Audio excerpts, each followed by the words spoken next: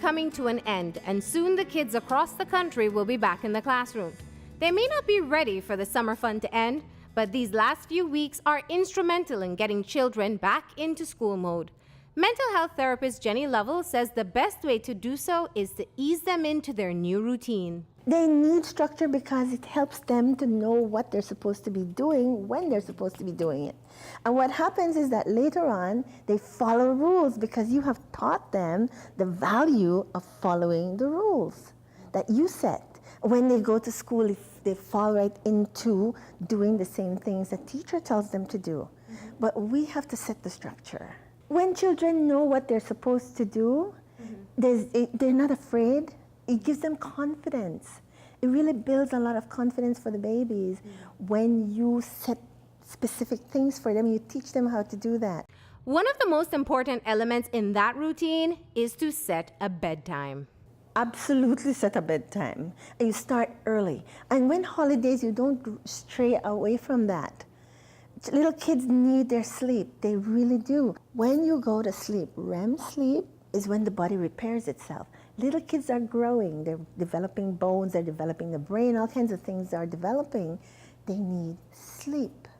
All right? And so as parents, it's your responsibility to ensure that you put these children to bed early, and it becomes a routine so they don't fight you. When you allow children to do what they want, right? Who's managing the household? Who's running the household, first of all? It's the child.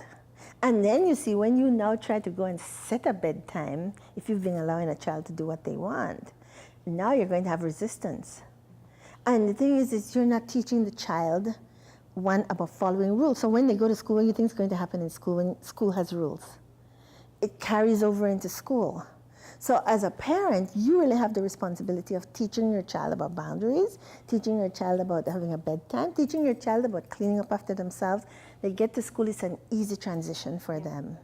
If you've neglected implementing a bedtime, Lovell emphasizes that it's never too late to start. Expect resistance if you haven't been doing it. You'll get resistance, but you have to follow through. You have to follow through, and you have 2 weeks to do it. That's enough time. You set a bedtime. If these children are going into primary school, they shouldn't be going to bed later than 8 o'clock at night. Absolutely not. And you let them know bedtime is at 8, so start preparing, go brush your teeth, do the things you need to do. Their routine should include bedtime, snack time, rest time, playtime, homework time, and even when to brush their teeth. Lovell recommends finding tools on the internet that will help. Make charts with the list of activities or even images that lay out the child's routine. The benefits of teaching them structure are life skills for the future.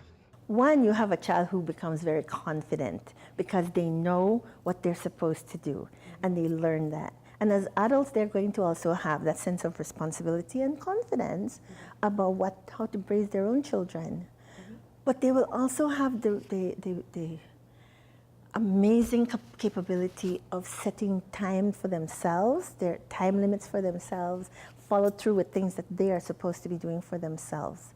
It helps with self-confidence and self-esteem if I know what I'm supposed to be doing. And this is what the value of what parents can do for kids. If your child has learned the routine and learns how to set time limits and all this, they are going to have good time management. These are kids that you will be able to send to college and not worry that they're going to go to college and waste your money, not spend it, waste your money. Because they will have that sense of personal responsibility, structure, all these things that they need when they go on to college. Okay, you build very strong, resilient persons when you teach them how to self-manage. Jenny warns parents not to be extreme in setting routines. Balance the activities of the children with rest and playtime.